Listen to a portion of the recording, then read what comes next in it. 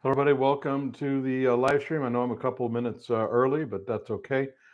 Give me just a minute to set up my share. There we go.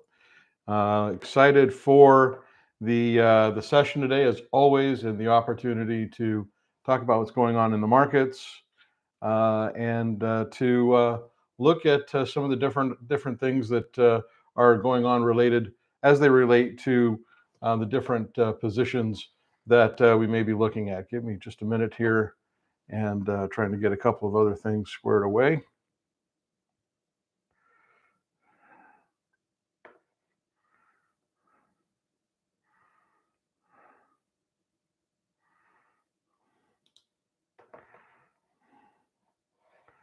Okay.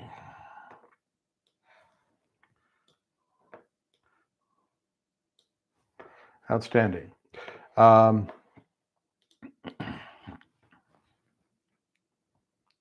Really quickly, just just to kind of give you some information about how to reach me in between these sessions. I'm typing my email address in the chat area. Please feel free to use the chat to go ahead and interact with me during this session and with each other.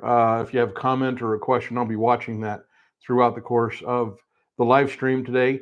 If you need to reach out to me during the week in between these sessions, you can do that directly by email at rebelincomesystem@gmail.com. I've put that in the chat area. If you're on Discord, you can also just message me there, and you can send me a direct message, or if excuse me, you are one of the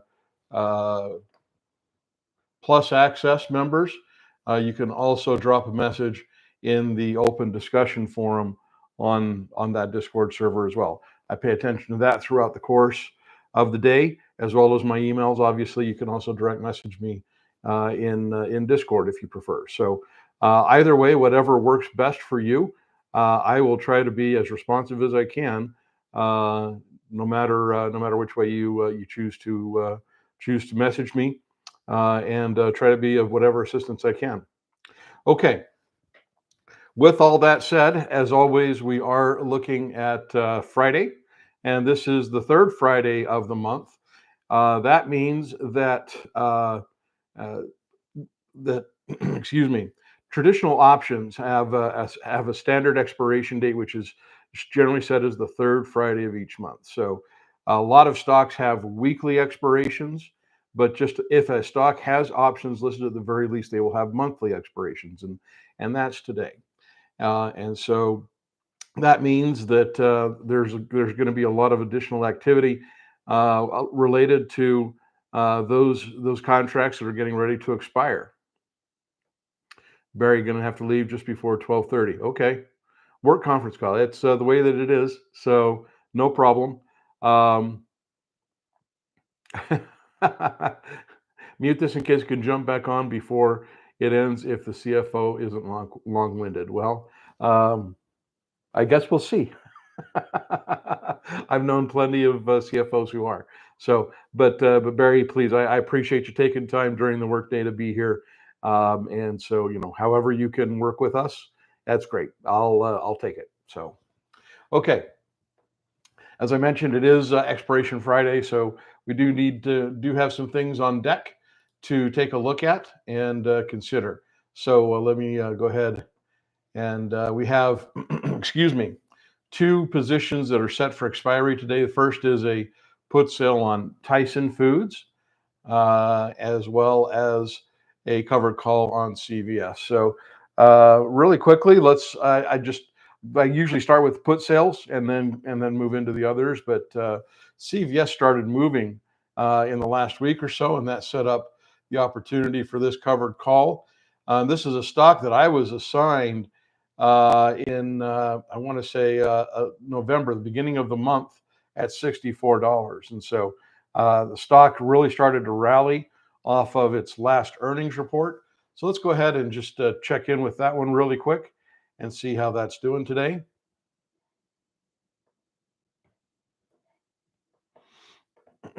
Interesting. We can see here's where it rallied to, topping out at about $67 per share. And it's been fading back a little bit from that point. Now, I sold a $66 strike price call option, being pretty comfortable that it should probably expire worthless. But with the stock's price now just a little bit above 64, I am still net profitable in the position, but it does look like my covered call is going to expire worthless. I'm going to hang on to my shares. That's not a terrible result. I'm okay with that. Honestly, I was expecting to get called out. But at the same time, seeing the stock retrace here it's not really all that surprising considering, the size of the move here following the earnings report. We had, what is this, from 56 to about 51, maybe. There's about 61, excuse me. There's about a $5 jump overnight with a big move the next day that pushed the stock up above 63. And so it isn't too surprising to see the stock retracing a little bit of that momentum, and possibly we'll see if it can recover, see if it can find support about where it's at, maybe around 64, or maybe and possibly resume that. It looks though like this is likely going to expire worthless, and that means that I'm going to hang on to this position. So let me go back up here to the covered call. Here it is, selling the $66 strike price. Brought in $1.46.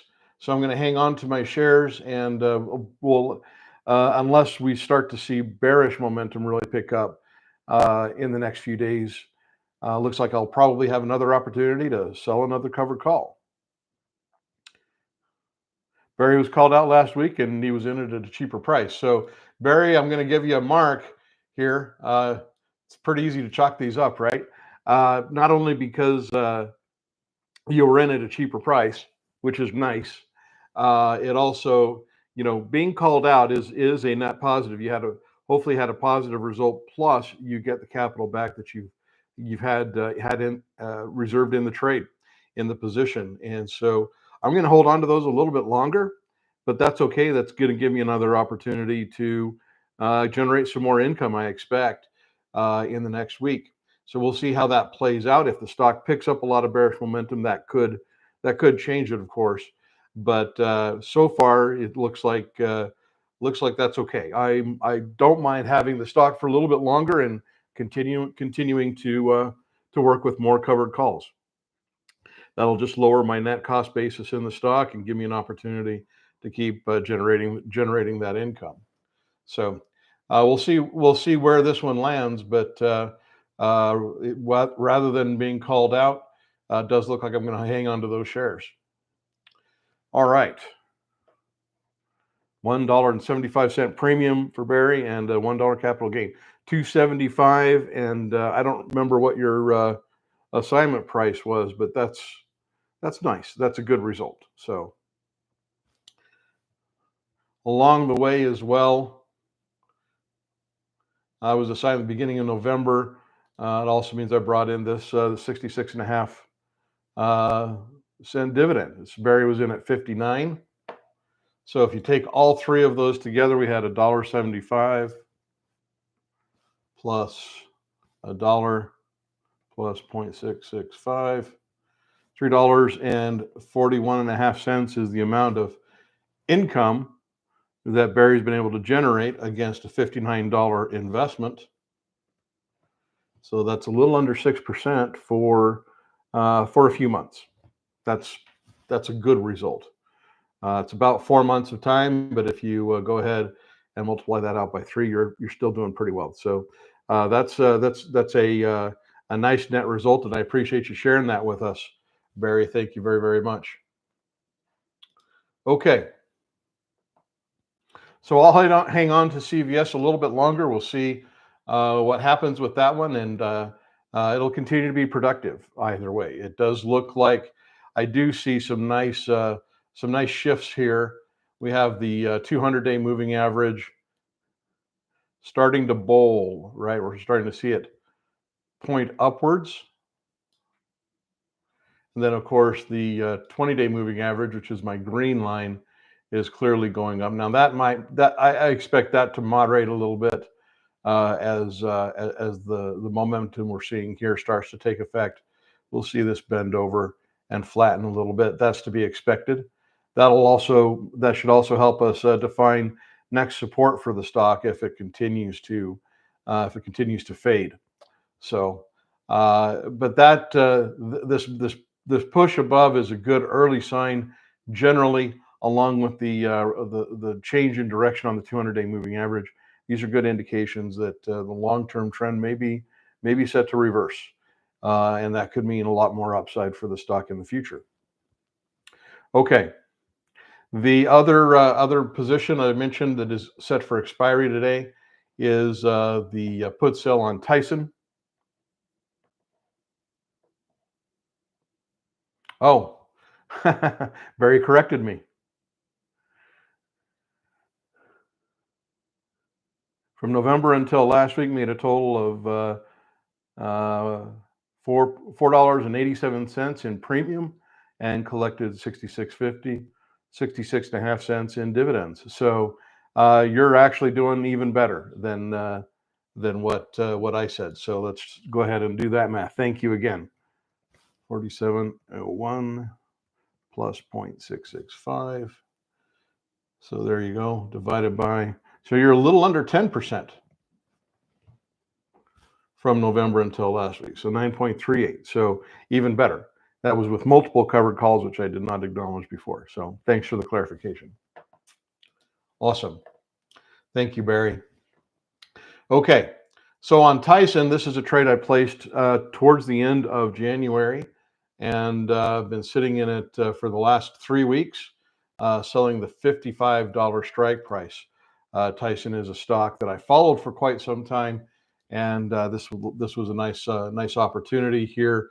And we've got a lot of momentum here. Looks like I'm in a pretty good position. This is where my strike price is, around 55, with the stock showing a lot of good positive momentum, especially in the last 2 days. It's really picked up a lot here. So never say never, but obviously the stock, it's possible that it could reverse and possibly fall below 55 in the next few hours.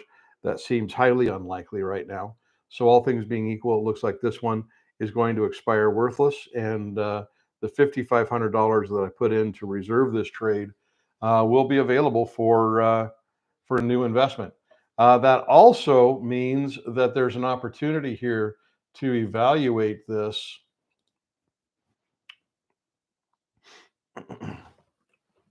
position and consider whether or not to close it before the market closes today.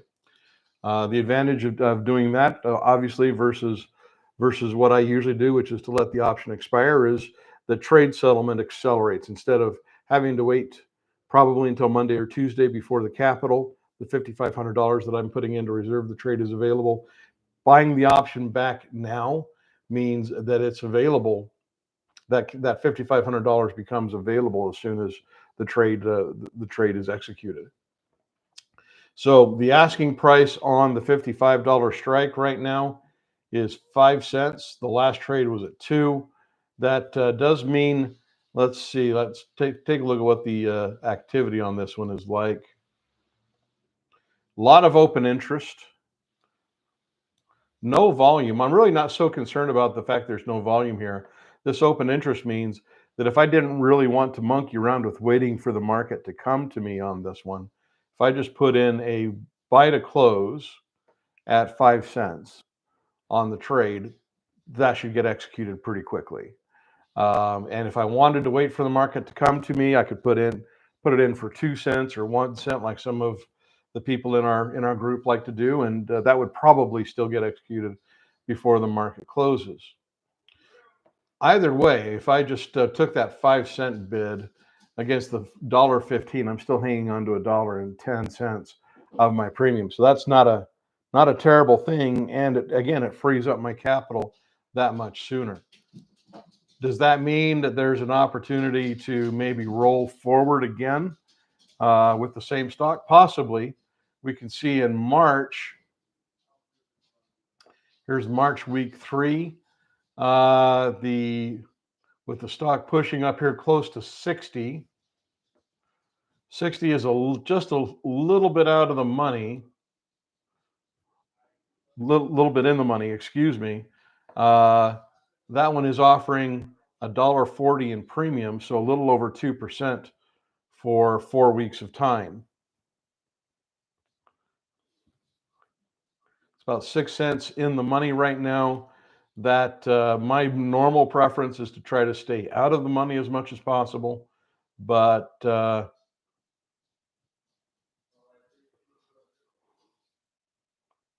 if you're not afraid of that strike price, that's not a terrible option. Buy the current option back. Again, this isn't a recommendation to buy or sell if you're looking at the same position that I have. But that might be attractive, especially if you still like the stock at $60. It's a great bargain at 55, and honestly, the latest fundamentals on it still look pretty good. My most recent analysis. Let me give me just a second. I think I have it right here. I don't. Sorry. My most recent analysis still put the stock within really nicely undervalued territory, even at the stock's current price. So approaching $60, it still looks like a pretty good bargain. That means, all things being equal, this option is going to expire today. I expect that means that I may be considering it for a new put sale on Tuesday. So we'll see how that happens. So if you're in Tyson, you like it, you think this would be sense, if you really like the stock and we're willing to work with it a little bit longer, buying the option back and then rolling out for another month may not be a terrible choice. Barry says it would really only make sense, in his opinion, if you really wanted to buy and then get paid to buy it, and that's kind of the point, right? And that's really the nuts and bolts, I guess, when all is said and done, of what I like to do with put selling. I'm looking for stocks that I would be happy to own anyway at the stock's current price. And Barry, you're talking about the fact that Tyson is a little bit in the money, and so I do agree with you here. If you still really believe in the long-term opportunity above $60, selling a little bit in the money is not the worst choice. It is a little bit more aggressive, but it's not the worst choice. And if the stock continues to show the kind of momentum that it's building right now, we continue to see it push higher. Right now, it's breaking the 200-day moving average. That's a break above resistance, and so if that continues to hold, and we see the stock continuing to push higher in the next few days, that'll probably give you an opportunity to think about whether or not to roll it. Barry is saying the way the market is right now, you could probably get it cheaper with patience, and there may be some wisdom there too. As I say, my preference is to let the option play out. That's going to force me to wait a couple of days before the money that I put into the current trade becomes available again. And sometimes that difference in days that requires me to be patient, sometimes that works out too. If the stock doesn't break above, if it doesn't hold this current break above the 200-day moving average, for example, it starts to fall back and retrace back towards the 20-day moving average. We start to see it doing a little bit of this, then maybe that opens up an opportunity again, working with the same stock, but maybe I get to do it again at a lower price. All of this is a question of, this is purely subjective in terms of what is the better decision to make.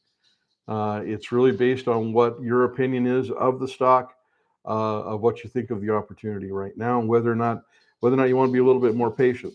So, or if it keeps going up and you kick yourself in the pants, right? There's always the opportunity to second guess. And that's the thing, That's why I like to try to outline what these different choices may be. You know, here is an opportunity that's right in front of us now. I talk about trying to pick the low-hanging fruit of the market. Well, this is kind of that low-hanging fruit right now for Tyson. If you wanted to be really conservative, it's right here. Hello, Jay. Glad you're here. If you want to be even more conservative at 57.50, which is about $2.50 out of the money, then you can get about 50 cents. That's less than 1% for 30 days, which I don't love. But these are just these are premiums that are just sitting here waiting to be picked up by somebody. So you know, it could be you, it could be me. If I wait for a couple of days, the stock might come down a little bit closer. Maybe I'm able to sell 57.50 instead of 60, and that in under ideal circumstances would be better because the value proposition would be higher. It could also just continue to rally. If somebody who is more active right now looks at this and says, "This is great, I'm going for it. I love the value proposition at 60, so no problem." Then that's great. And what if when Tuesday comes and I'm looking for my next trade to send to everybody, and maybe Tyson's at 68 now. There's the part where Barry's talking about where you got to kick yourself in the pants. I have to decide if I'm willing to work at that higher price or not. So yeah, Barry, just like with CVS, had you waited a couple more days, could have written a call for much higher price and built in more capital gain. But again, you built in a really nice you had a really nice premium available to you.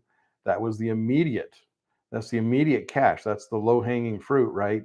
And then the capital gain you did build in, well, that's great. You can't predict whether or not the stock's momentum is going to continue or taper.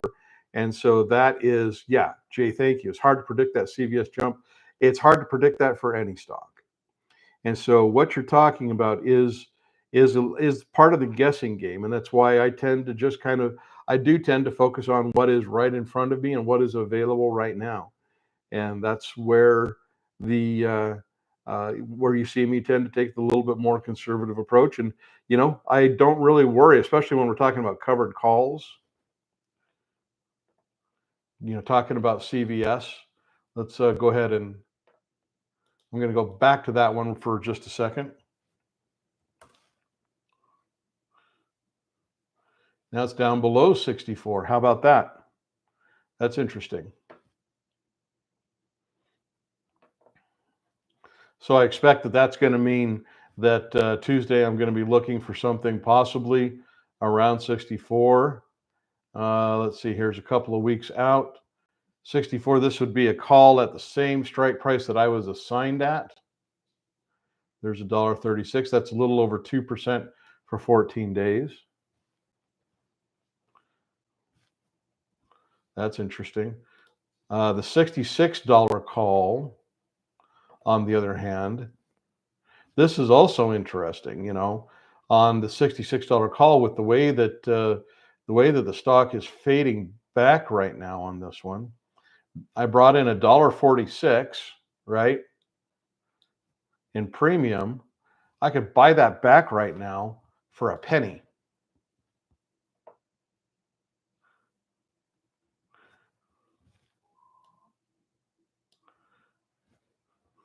Hang on to $1.45 in premium, and then maybe start considering whether or not to work with. Here's 64, $1.35. Go out 3 weeks. I could do 65. Still have a little bit of capital gain. Bring in $1.25 right now for 3 weeks. So a lot of different ways. And sorry if you don't like this term, I apologize. I'm going to use it anyway. There's a lot of different ways to skin that cat, and that just means that you can a lot of different ways to decide what kind of a lot of good decisions that are available to you. Not a single one of them is better than another or more right than another. It just depends on what you feel you're going to be more comfortable with. If you're going to sell a covered call like I do, if I sell 64 or 65, you do have to be willing to accept that whatever gain you have in the stock is going to be capped by the strike price that you're selling. It's not going to go any higher than that. And you have to be okay with that. That means that if the stock does what we've been talking about, if it does jump a lot more, you just have to be able to shrug your shoulders and say, yeah, well, okay. Could have gotten more, didn't. That's okay. Move on to the next one. This is really where, for me, I put a lot of focus and emphasis on what's good enough. If the trade was good enough, then that's really the end of the discussion for me. I had somebody reach out to me this week, who's not a member of the Rebel Income community, asking about how I felt about my entry and exits and my system, and I kind of laughed because didn't laugh at them. I just kind of laughed at the question a little bit, because with the approach that I take, focusing on value and on the company's fundamental strengths and how that translates to what kind of long-term opportunity there may be, I really don't focus too much on entry prices or exit prices, except as benchmarks for how the trade ended. Was it positive or not? Was it did it give me the good enough result that I was looking for? And that's really kind of where it ends. I don't really I don't try to time these too much. There's a lot of people in our group who are more active about rolling their trades, and so they try to focus a little bit more on trying to time those moves within trends, right? And I do use trend analysis in the overall evaluation of what the opportunity may be, but I'm not really trying to time the trend either. So really, I'm just looking for what is good enough. And if 60 is good enough, or in the case of Tyson, or 64 in the case of CVS, or 65, that's okay. That's really all I focus on, and I try to be and I've learned to be content with that and not worry too much about whatever happens to everybody else's trades. That's why I like giving points to everybody else who does a little bit better than me, because it just means that you applied it in your own way and you got your own good result, and that's nice. So what's good enough for me is good enough for me, and if you do a little bit better, that's fun. So okay, enough for that particular soapbox. Take a look at any other comments or thoughts on CVS or on Tyson before we move on. You can go ahead and drop them into the chat, and we'll come back to them. I'm going to go ahead and take a look at some of the other things we have on deck coming up in the weeks ahead. So next week, coming up on the end of the month, there's no put sales that are set for expiry. The last couple of put sales that I've done last week on General Mills, excuse me, and this week on FMC, these are both expirations that occur in the third week of March. So I have a couple of covered calls coming up. One on CTRA, so stock I was assigned a little while ago. I have to go back here at $27. So I was able to bake in about a $1 capital gain on this, bringing in about 75 cents for a 3-week trade. And also a covered call on Nike. This one, again, this is from a put sale.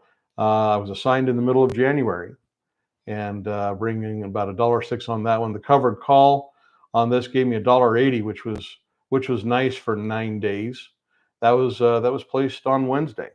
So these are a couple of nice opportunities to pay myself these additional dividends, right? Generate additional income using covered calls, which is just one more reason why I like to. I'm not afraid of taking these assignments. I try to keep these position sizes very small. You can see here on FMC, the put sale I placed one contract at $37.50. That's reserve requirement of only $3,750, which is very conservative relative to the size of my account. It's a little over 1%, so it's a very conservative position. General Mills, same thing, $37, or excuse me, 37 days is the 37 days is the timed expiration from when I placed the trade. The 57.50 was the strike price I sold. So that one's got a little bit higher, but it's about $5,750. So a little bit over 2%, but still very conservative. I'm trying to stay no more than about 2.5 to 3% in most cases.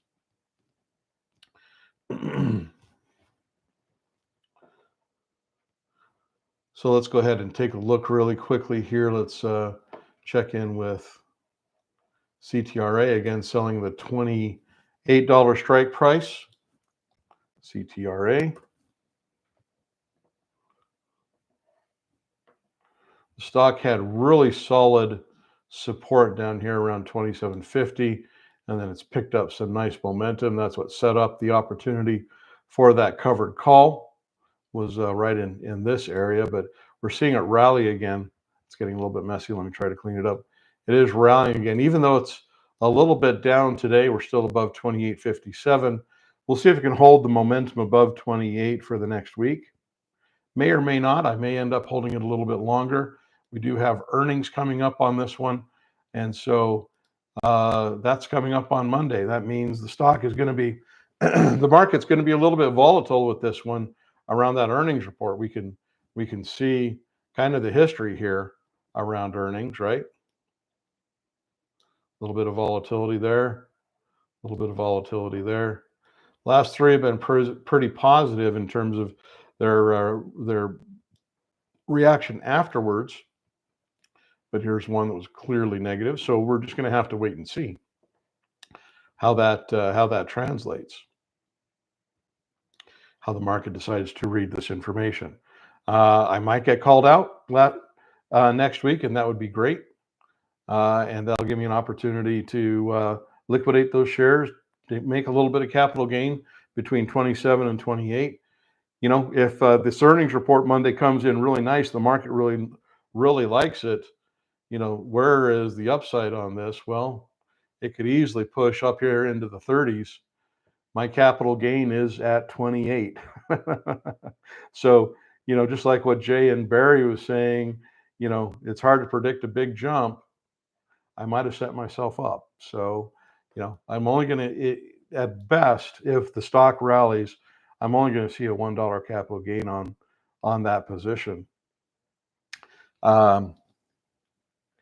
And if it drops back down below, then I'm still going to hold the stock, and I'm still going to be in at 27. Here's the price that I bought it at. So, you know, we'll see. The market could respond either way. I have no insight into what that earnings report is going to look like any more than anybody else does. So we're just going to have to wait and see how that one plays out.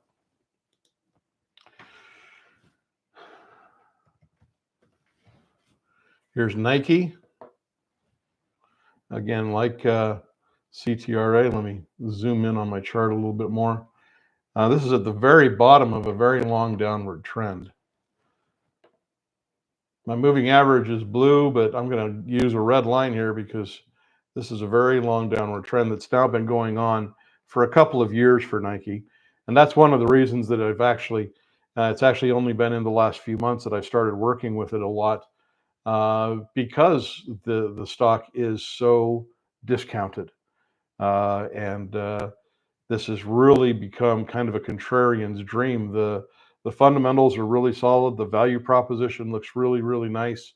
And we are seeing a little bit of a rally here right now in the stock, pushing it up above 77. And so with my covered call on this one at 76, if this holds through the rest of the week, looks like I could be called out of that one as well. It's coming up on resistance though. If you think about that 200-day moving average right here around $80, there is going to be some resistance there, possibly even right where the stock is at. If you look at that prior pivot high, and again, I apologize for my ugly lines, but we could be approaching some resistance right now for the stock. So if it fades back in the next week, which is also very possible, I'll hang on to, if it drops below 76, I'm going to hang on to those shares as well again. And that'll give you an opportunity to think about whether to write another covered call if the stock is close enough to the price that I bought it at. If I am not called out, there is a dividend distribution coming up on the 3rd of March. That's the X date. If I still hold my shares at that point, then then I'll qualify for that dividend. Some people will look at these dividend distributions and they'll decide whether or not to place a covered call trade or a put sale around those. If we're talking about a covered call, they may choose not to risk being called out before the distribution date, and that's totally understandable. These dividends are passive income. All you have to do is hold your shares to get them. I have purposely decided I'm going to take what the immediate income that was offered by the covered call in place of the dividend, and I'm accepting the fact that if I am called out, I'm not going to qualify for that dividend. That's okay. There's nothing wrong with that. If I am called out, who knows? Maybe that opens up another opportunity. There's also a new earnings report coming out around the 3rd week of March, so that's within the next month. And so it may be, assuming I'm called out, it may be a matter of waiting to see what those new numbers look like. I do like the way that the moving averages, my 200-day on this one,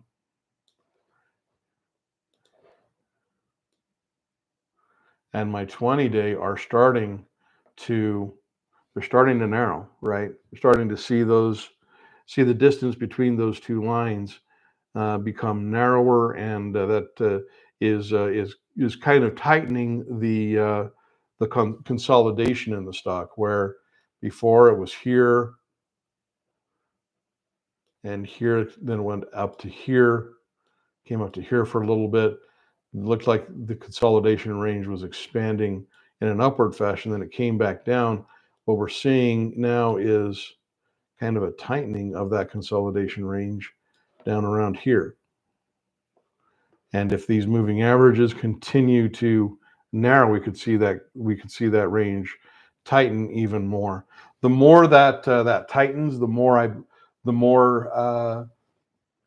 tension that creates in the stock. And by tension, I'm comparing it to kind of a spring. That's, you tighten a coil, right? If you take a slinky is the easiest answer, or the easiest example. Take a slinky and just start to twist it together so that the coils become tighter and tighter and tighter. If you let go of it, make sure your grandkids aren't around. It's going to spring out with a lot of energy. It's going to break out of that tightened coil. It's going to do that with a lot of pent up energy that you have built into it by the tightening of that coil. These consolidation ranges and the narrowing distance between support and resistance that often comes with these consolidation ranges are very much like that tightening coil. And that generally means, if we're talking about a stock at the bottom of an extended downward trend, that generally means that when that energy is released, it's going to be more likely to release to the upside than the downside. Generally. I have to be a little bit careful about making that sound like an absolute, because there's obviously always exceptions, and it could still break down to the downside if the news is bad, or if some other factor comes to play. Then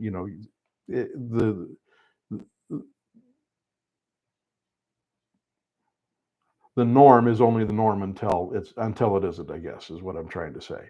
And that can always happen. So, okay, those are the two stocks that are coming up in the next week. Any thoughts or comments on either CTRA or Nike?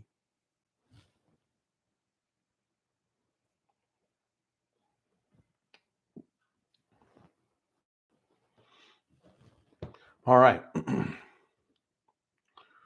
We're going to have some time here in the last little bit of this. Sorry, here's another covered call. This one is actually set for expiry today. Almost missed it on Borg Warner. This is a stock that I was assigned in December at 32.50, selling the 32.50 strike price. Remember, I said when you sell a covered call, you have to accept that there will be no capital gain above the strike price you sold. Well, Borg Warner, I sold the same strike price that I was assigned. That means I'm accepting the fact that if I get called out, I don't have any capital gain. I'm comfortable with just the premium I brought in and whatever I may have brought in dividends. So let's take a look at Borg Warner.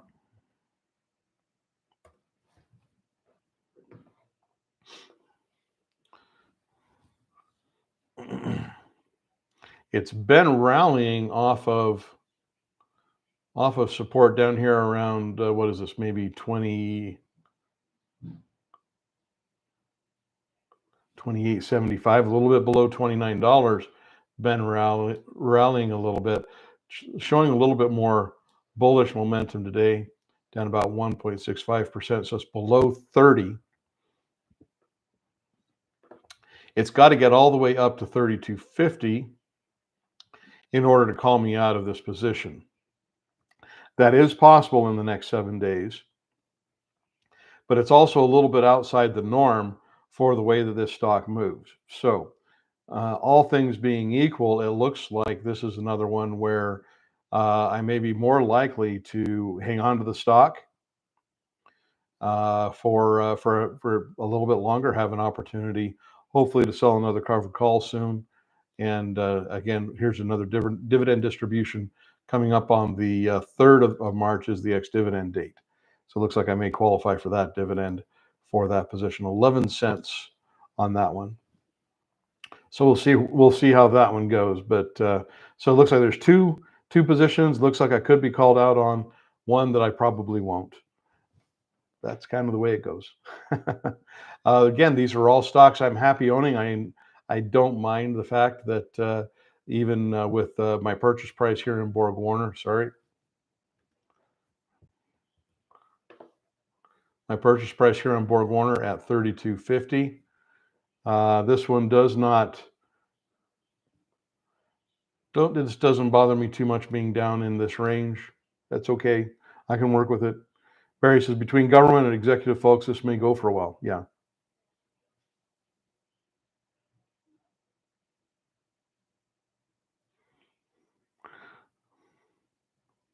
Oh, I think you must be talking about your conference call. Not sure why you're even on. No one's asking me anything.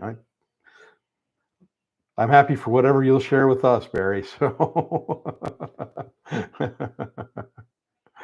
I know the feeling.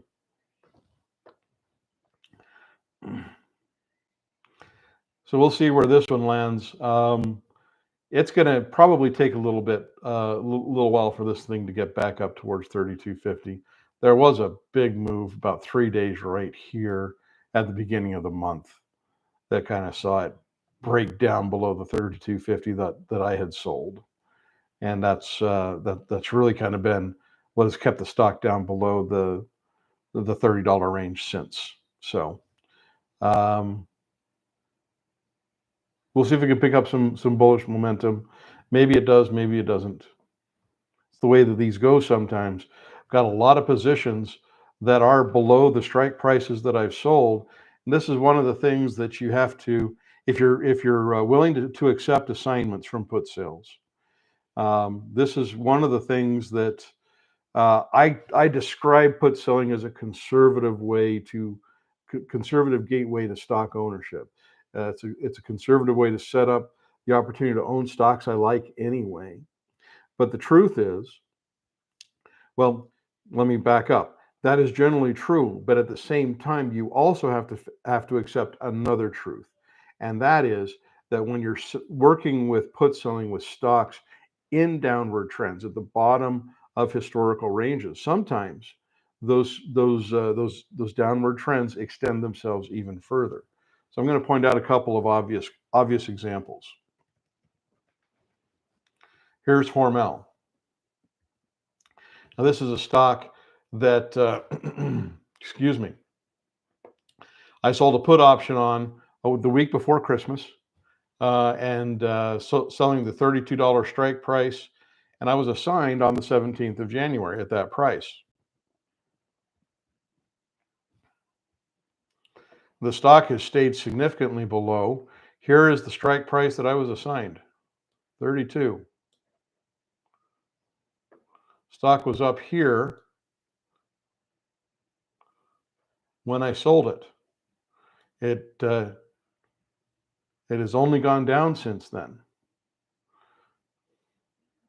At 29.20, it's still not even close to being in any kind of position to give me a good covered call, let alone giving me an opportunity to get out of the stock at something other than a loss right now.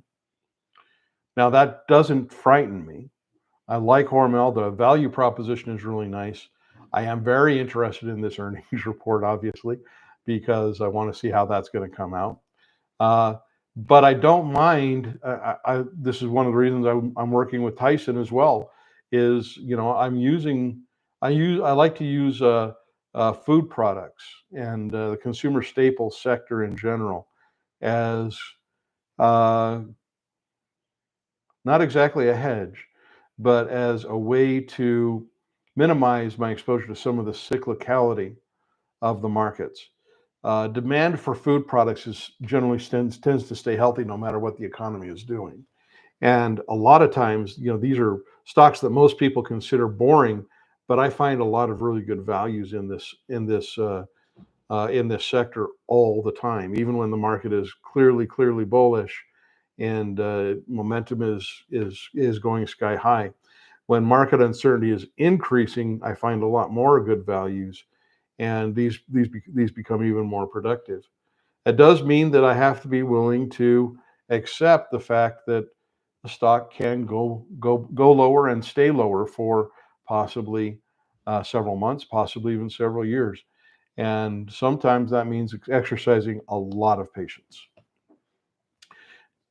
If you're not willing to do that and you're still wanting to work with put sales, then you need to employ a more active approach than I do to managing the trades. You need to think more critically about if the stock does move against the position before the option expires. If I've sold 32 and all of a sudden I wake up one day and the stock is down at 30, if I'm not really willing to be assigned the stock, I don't want to risk that more extended downward trend, then I probably need to buy the option back and limit whatever that loss is. Need to eat the loss in that trade, move on to the next one. That it doesn't mean that I'm trying to time the market. It just means that that you're working harder to minimize the downside. The way that I minimize downside in these is by working with very conservative position sizes and keeping my focus on the long-term view, on what I think the fundamental strength of the company is and how that translates to what the long-term opportunity is. Those are my primary ways of trying to minimize whatever the shorter term risk in these positions may be. But that does mean that sometimes I have to work with these stocks at much more discounted prices. Here's another one. This goes back even further in time. KHC, which has been showing some nice momentum lately, pushing up towards 31.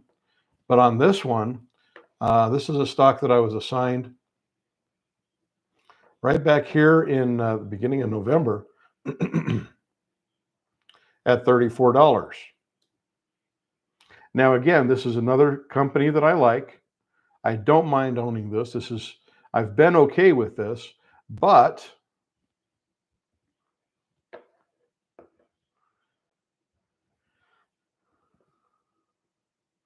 when I sold here is the price that I was assigned at, 34.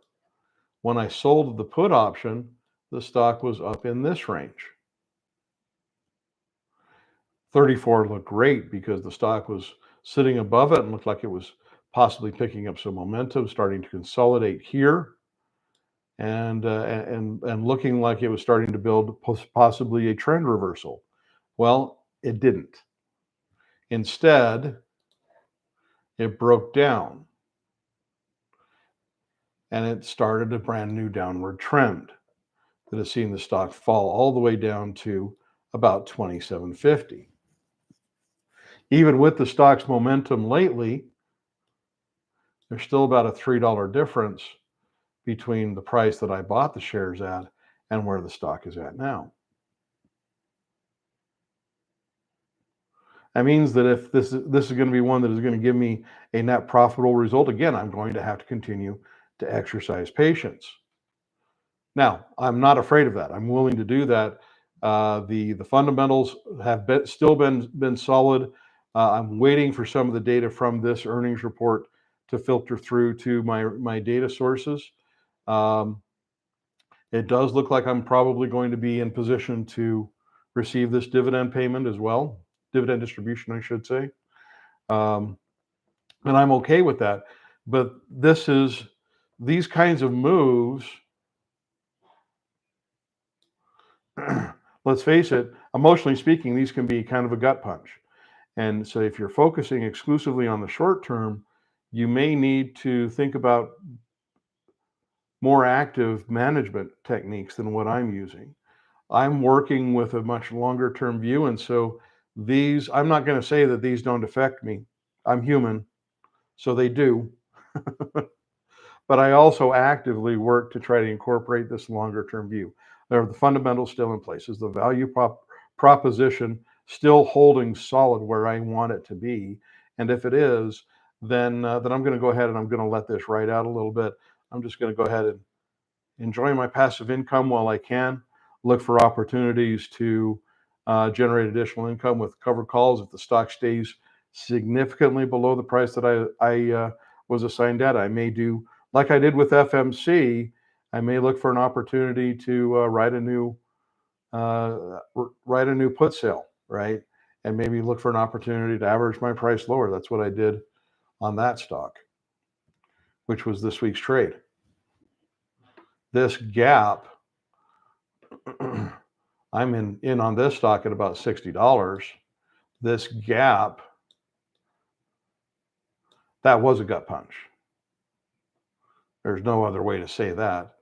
But that also, with the stock rallying since then and some really generally pretty good information from the earnings report and the value proposition still being really, really nice, set up an opportunity to sell a put option at a much lower price and possibly average my shares a little bit lower, average my cost down a little bit. So that sets up an opportunity to do that, generate some additional income, average my price lower, and hopefully make the position a little bit easier to manage as the stock, once the market does begin to recognize the value in the stock again. So remember, all trends are finite. No upward trend lasts forever, and all downward trends eventually are going to reverse to the downside. There's going to be something that is going to force the market to recognize that stock as a nice opportunity at that price. When that happens, we're going to see those trends reverse and go back in the direction that we want them to. So, okay, got a few minutes left. Kind of run the gamut of what I was planning to talk about. So, I'm going to go ahead and open it up to the group. If you have a stock that you're watching right now, want to give an update on something that you've shared with the group in the past, that's awesome. If you have a question about a stock that you're following that maybe you'd like me to take a look at and share and aren't afraid of sharing with the group, I'm going to go ahead and open the floor now to you. Let's see what you're interested in.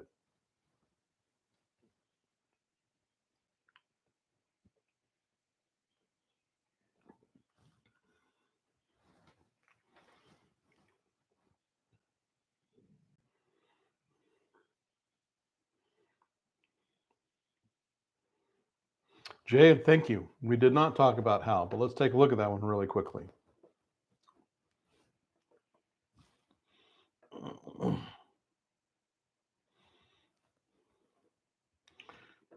So I did not talk about HAL because this is a put sale that I placed in the first week of February and that expired last week.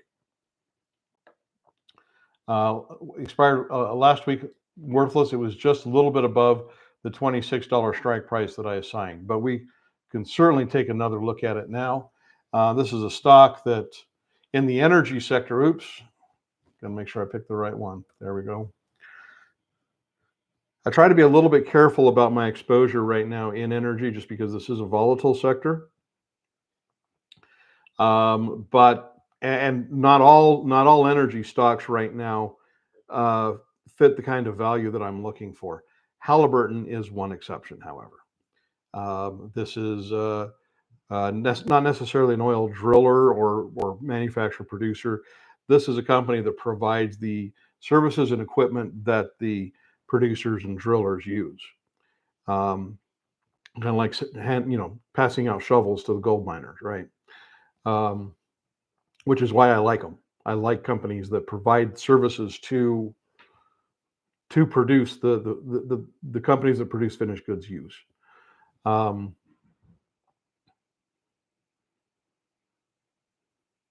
It is showing some bullish momentum now. It's pushing up just a little bit below 27. I need to revisit my analysis on this, and I don't think I've redone that since I had that original position. We'll need to double check my numbers on that. Yeah, it was a close one. Yeah, I'm like you, Barry. I only missed the assignment on that one by about 16 cents. That could mean there's another opportunity here. I've got, the put sale on Tyson that looks like it's going to expire worthless, right? So maybe I can use that money for a new trade for next week. Maybe on Tyson. Maybe I work with Halliburton instead. It's a little bit lower price. It might give me a little bit more flexibility there. So we'll see where that one goes. But this is another one. Again, we're talking about an extended downward trend, right? My lines are ugly, but that's okay.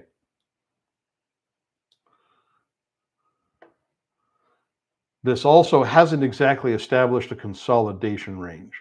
Jay, you do have this one still. Okay. This hasn't yet established a consolidation range, not a consistent one anyway. What we have is essentially just a channel, a downward channel that is typical of a downward trend on this one. Once we start to see some consistent bounces along support, which it had some here about 26.50, then it came down to about 25.50, then down to about 25.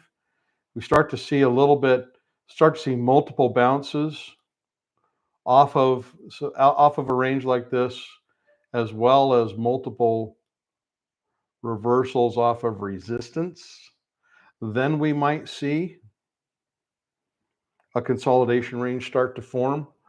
That doesn't mean that Halliburton is not attractive as an opportunity right now. It very well could be, but that's going to be one. Not exactly sure if the downward trend is going to continue. There's a chance it could before it starts to consolidate. So we'll see.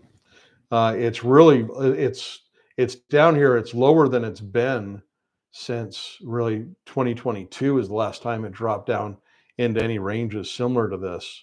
So we're down at multi-year lows for Halliburton, which is also something that from a contrarian point of view makes it look attractive, right? Hope that helps. Jay, I don't know how much hope that gives you. Halliburton is a good company. The trend does not reflect the quality of their business.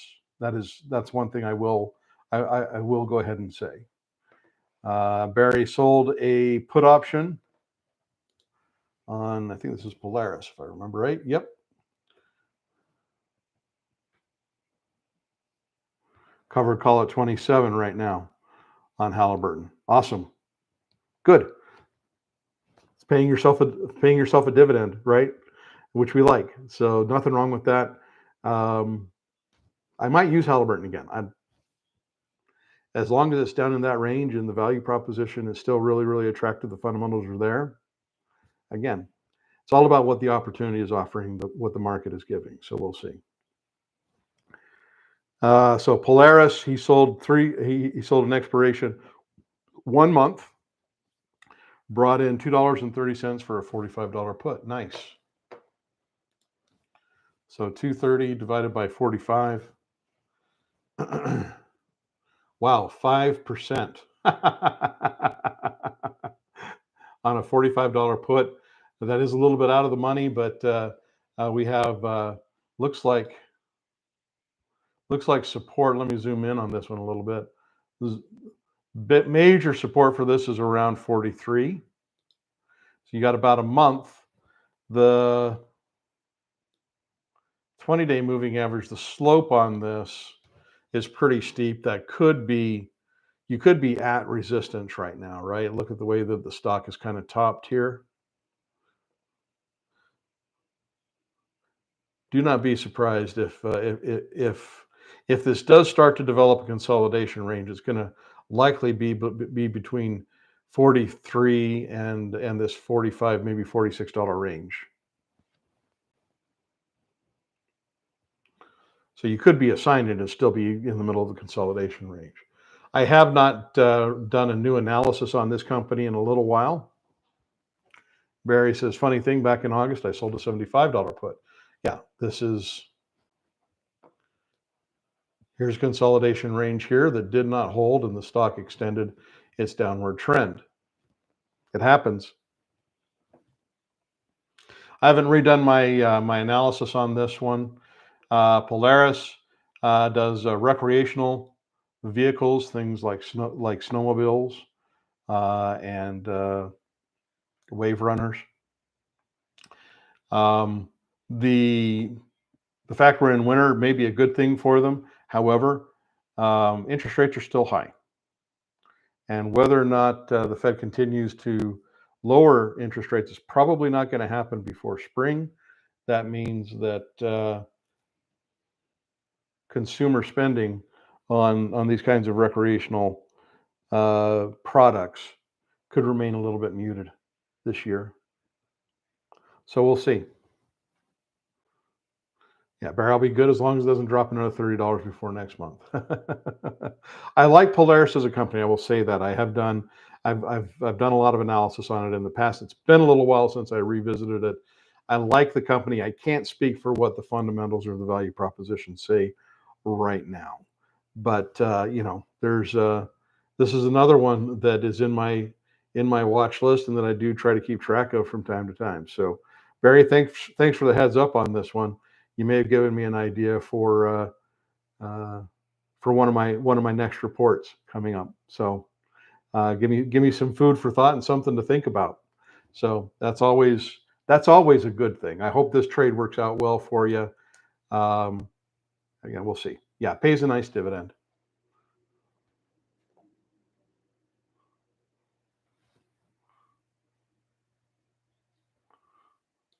$5.76% at the stock's current price. The more it drops, the better the dividend gets. 67 cents per quarter.